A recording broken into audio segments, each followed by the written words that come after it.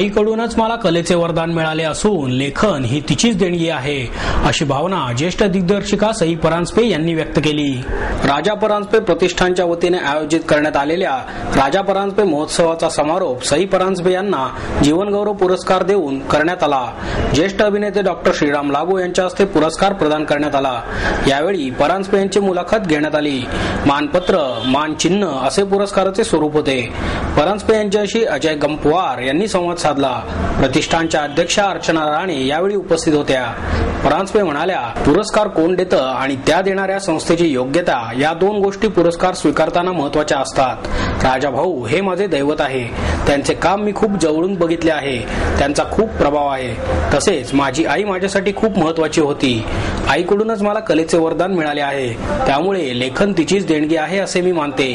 याबरोबरच मेहनत आणि तल्लीनता याचे धडे तिने तिच्या कृतीतूनच दिले आहेत. आईनी पांघरलेली कातडी हे नाटक जेव्हा बसवायला घेतले त्यावेळी तिच्या कोळणीची भूमिकेचा अभ्यास म्हणून तिने कोळेवाड्यातील कोळ्यांशी मैत्री केली. त्यांच्या लकबी, सवयी, बोलण्याची ढब सारे काही शिकून घेतले. त्या नाटकात मी नाच केला होता. त्यावेळी राजाभाऊ मला पैसे द्यायचे आणि मध्यंतरात विंगेत येऊन परत घेऊन जायचे. मुलांचा मेवा हे लहान मुलांच्या गोष्टीचे पुस्तक मी 8 वर्षांचे असताना प्रकाशित झाले. याचं लेखन म्हणजे माझ्यातील हे गुण ओळखून जबरदस्तीने आईने करून घेतलेले लेखन आहे. त्यावेळी आईचा खूप राग यायचा, पण आता पटते. माझ्या नाट्य क्षेत्रात अभिमान वाटावे असे म्हणजे एक तमाशा अच्छा खासा हे माझे नाटक आहे, ज्यामुळे मराठमोळा तमाशा मी दिल्लीपर्यंत पोहोचवू शकले. माझा स्पर्श हा सिनेमा माझ्या हृदयाच्या जवळचा आहे. खूप आठवणी आजही डोळे पाणवणाऱ्या आहेत. पण मला आवडलेला चित्रपट म्हणजे दिशा आहे. काही कारणाने तो प्रदर्शित झाला नाही असेही त्यांनी सांगितले. पुणे श्रमिक पत्रकार संघाच्या वतीने निवृत्त air chief marshal P V. Naik यांचे सैन्य दले आणि माध्यमे या विषयावरील व्याख्यानाचे आयोजन करण्यात आले. जस करंदीकर स्मृती व्याख्यान कार्यक्रमाअंतर्गत नाईक यांचे व्याख्यान झाले. यावेळी संघाचे अध्यक्ष उमेश घोंगडे, सरचिटणीस प्रसाद कुलकर्णी उपस्थित होते. नाईक यांनी सैन्य दलात विविध पदे भूषवली असून एअर चीफ मार्शल या पदावरून 2011 मध्ये ते निवृत्त झाले. या विषयातील त्यांच्या सखोल अनुभवांमुळे त्यांना व्याख्यानासाठी आमंत्रित केले होते. नाईक म्हणाले, मी जेव्हा श्रीनगरला एअर कोमोडोर होतो तेव्हा माध्यमांचे प्रतिनिधी एअरफील्डवर भेट द्यायला नियमित येत असत. परंतु मी जेव्हा वेस्टर्न कमांडचा सिनियर एअर स्टाफ ऑफिसर होतो तेव्हा माध्यमांशी माझा सर्वात पहिल्यांदा व्यक्तिशः संपर्क झाला. तसेच जेव्हा मी गांधीनगरला होतो तेव्हा एका पत्रकार परिषदेत मला विचारण्यात आले की चायनाच्या हवाई सामर्थ्याबद्दल तुमचे काय मत आहे. तेव्हा जे जगजाहीर आहे तेच मी सांगितले की त्यांची ताकद आपल्या तिप्पट आहे. यावरून गुजरातच्या सर्व वर्तमानपत्रांनी दुसऱ्या दिवशी धूम केली की एअर चीफ म्हणतात चायनाकडे आपल्या तिप्पट ताकद आहे, आपण त्यांचा कधीही मुकाबला करू शकणार नाही. आणि या सगळ्याचा फटका मला पंतप्रधान कार्यालयाकडून बसला. नक्षलवादावर बोलताना नाईक म्हणाले, गृह मंत्रालय नक्षलवाद्यांच्या विरुद्ध हवाई दलाचा वापर करू इच्छित होते, पण मी त्याला नकार दिला. कारण हवाई दलाचे रॉकेट्स, गन्स, बॉम्ब्स नक्षलवाद्यांवर चालू शकत नाही, कारण ते कसेही असले तरी भारताचे नागरिक आहेत आणि आपले गुप्तहेर खाते सुद्धा सांगू शकत नाही की कोण सामान्य आहे आणि कोण नक्षलवादी. अशा परिस्थितीत कारवाई केल्यास सामान्य जनता देखील त्यात भरडली जाऊ शकते. परंतु हीच गोष्ट माध्यमांनी उचलून धरली आणि गृह खात्याची नाराजी माझ्यावर ओढवली. त्यामुळे प्रसार माध्यमांनी कोणावरही अशी वेळ येऊ न देता आपले काम पूर्ण जबाबदारीने करावे अशी माझी अपेक्षा आहे, असेही ते म्हणाले. यावेळी त्यांनी आपले विविध अनुभव सांगून श्रोत्यांना गुंग केले. फर्स्ट टाइम आम्ही गांधीनगरला होतो. जेव्हा कमांडर्स कॉन्फरन्सची झाल्यानंतर एक प्रेस कॉन्फरन्स होती, तर एकाने असं कॅज्युअली मला विचारलं की sir what do you think about China's air force strength as compared to ours. ते विनय मला सांगत होता की नेटवर्क पण आहे. So I say they are about 3 times our size. Published figures. Gujarati सगळ्या पेपर्सनी धूम मचवली next day. Air chief says China is 3 times, we can never catch up, हे ते वगैरे करून came back to Delhi, first फटका from the Prime Minister's office. Military officer, especially a chief, if he says it, मग लोकांना जरा alarm bell start ringing. म्हटलं okay, so that was the first one. The second time was when the Naxal problem was at its height. The Home Ministry was very keen that they use the Air Force, they use offensive air power against the Naxals. Then also I made a public statement, I said it should not be done. Offensive air power म्हणजे aircraftचे own weapons, rockets, guns, bombs to be used against Naxals, I don't agree with, because they are our citizens. They enemies of state nahi hai, they are our citizens. आणि आपला intelligence सुद्धा इतका चांगला नाही की you can tell me which is a Naxal and which is a normal citizen. So it is likely to cause collateral damage, it is likely to cause fratricide. So I became, of course the media splashed it up and I became a little unpopular with the Home Minister that time. And the third was the best. When I didn't get a fatka from the Prime Minister's office.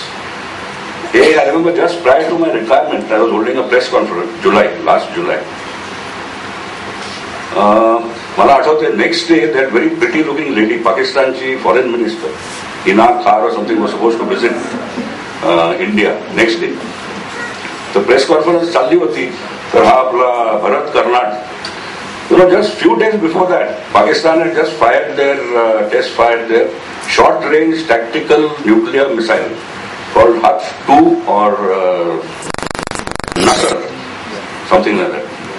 So Bharat asked me, sir, is this short-range tactical nuclear missile a game changer? So I told him, I said, I would like to quote from the stated nuclear policy of India. Our policy is no first use, that is one. And second is, if any nuclear, chemical or biological thing is used against us, we will have massive retaliation. So it is a stated policy of India. एवढंच सांगितलं मी.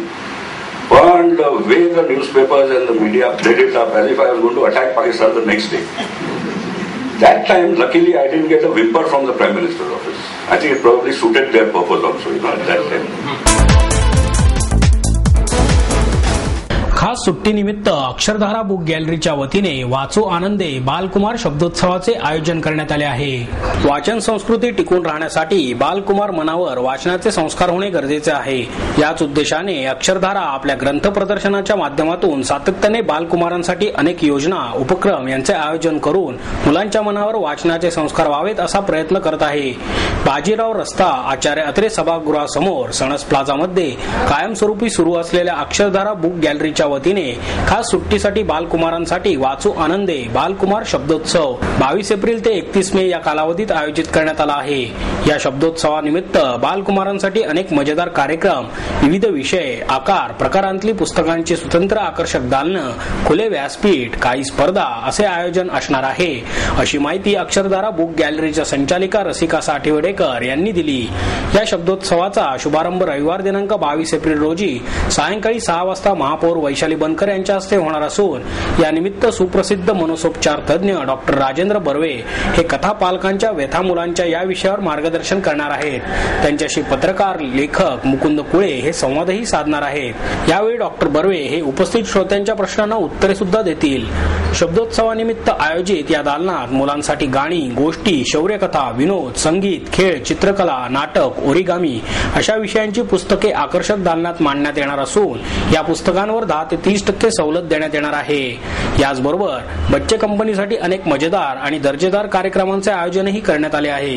यामध्ये doctor Rajendra Barve, Madhuri Purandare, Mangala Narlikar, Ashwin Chitale, रेणू गावस्कर, मंगेश तेंडुलकर, दिलीप कुलकर्णी, अनिल अवचट, दत्ता टोळ, प्रकाश पारखी, माधव खरे, उंच माझा झोका या मालिकेतील बालकलाकार तेजश्री वालावरकर इत्यादी अनेक मान्यवरांचा सहभाग असणार असून या अंतर्गत गाणी, गोष्टी, पर्यावरण, ओरिगामी, चित्रकला, गणित, नाटक अशा अनेक विषयांचा समावेश असेल. या सर्व मान्यवरांबरोबर मुलांना संवादही साधता येणार आहे. गुरुवार दिनांक 31 मे रोजी सायंकाळी 6 वाजता या शब्दोत्सवाची सांगता मुलांसाठी खुले व्यासपीठ या अंतर्गत चला दोस्त हो वाचूया, खेळू, गाऊ, नाचूया या कार्यक्रमाने होणार आहे, अशी माहितीही त्यांनी यावेळी दिली.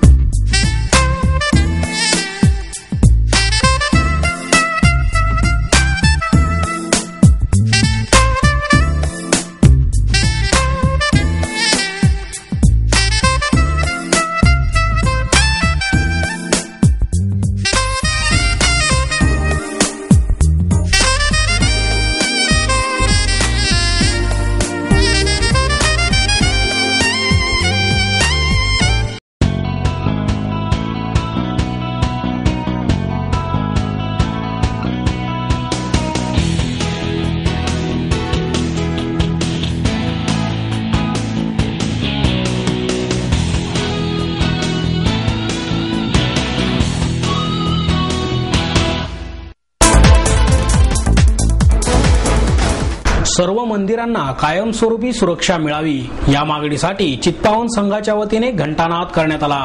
सर्व मंदिरांच्या कायमस्वरूपी सुरक्षिततेसाठी राज्य सरकारने ठोस पावले उचलावीत आणि अंबेजोगाई मंदिरात चोरी करून मूर्तीची विटंबना करणाऱ्यांना त्वरित पकडावे या मागणीसाठी चित्पावन संघाने ग्रामदेवता जोगेश्वरी मंदिरासमोर शुक्रवारी संध्याकाळी घंटानाद आंदोलन केले.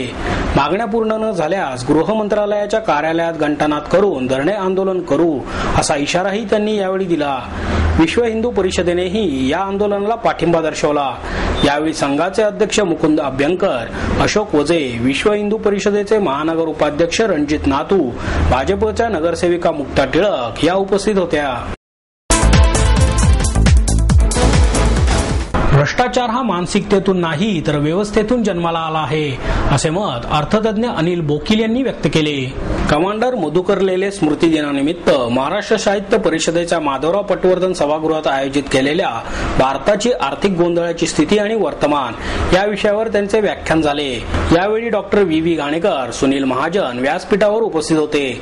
बोकील म्हणाले, इंग्रजांनी भारतावर 150 वर्ष राज्य केले आणि आपल्या देशाची आर्थिक लूट केली असे आपण मानतो, पण खऱ्या अर्थाने त्यांनी भारतीयांच्या आत्मविश्वासाची लूट केली.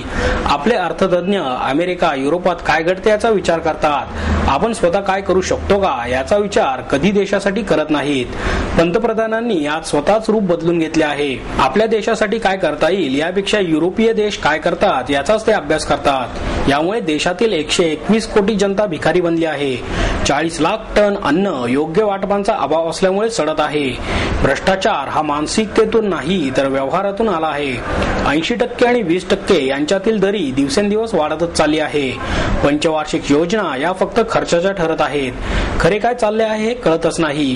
देशाने दारिद्र्य हे व्यंग म्हणून स्वीकारले आहे, पण तो रोग आहे. रोग केव्हाही बरा होऊ शकतो, पण व्यंग कधीच बरे होत नाही. रोग बरा करायला राजकीय इच्छाशक्ती असायला हवी असेही त्यांनी नमूद केले. वारसा सप्ताहानिमित्त विश्रामबाग वाड्यात डफाच्या साथीने पोवाड्याचा आवाज घुमला. जनवाणी आयोजित वारसा सप्ताहाचे औचित्य साधून बऱ्याच काळाने सांस्कृतिक कार्यक्रमासाठी खुल्या झालेल्या विश्रामबाग वाड्यात शाहीर हेमंत मावळे, होनराज राजे मावळे यांचा शाहिरी पोवाड्याचा आवाज घुमला. पुणे महापालिकेने या कार्यक्रमासाठी विश्रामबाग वाडा खुला करून दिला. मावळे यांनी पुण्याचा पोवाडा आणि मराठी परंपरा, सिंहगडाची लढाई असे अनेक पोवाडे सादर केले. बालशाहीर होनराज राजे मावळे यांनी तबला वादनाने मने जिंकली. संगीता मावळे यांच्यासह मावळे यांच्या कुटुंबातील 4 सदस्य असल्याने या कार्यक्रमाला शाहिरी चौरंग असे नाव देण्यात आले होते. त्यांनी फुगडी, वारी देखील सादर केली. या विठूचा गजर हरिनामाचा देखील येथे घुमला. जनवाडीच्या प्राजक्ता पळशीकर, जुई देवगावकर, पालिकेचे श्याम ढवळे यावेळी उपस्थित होते.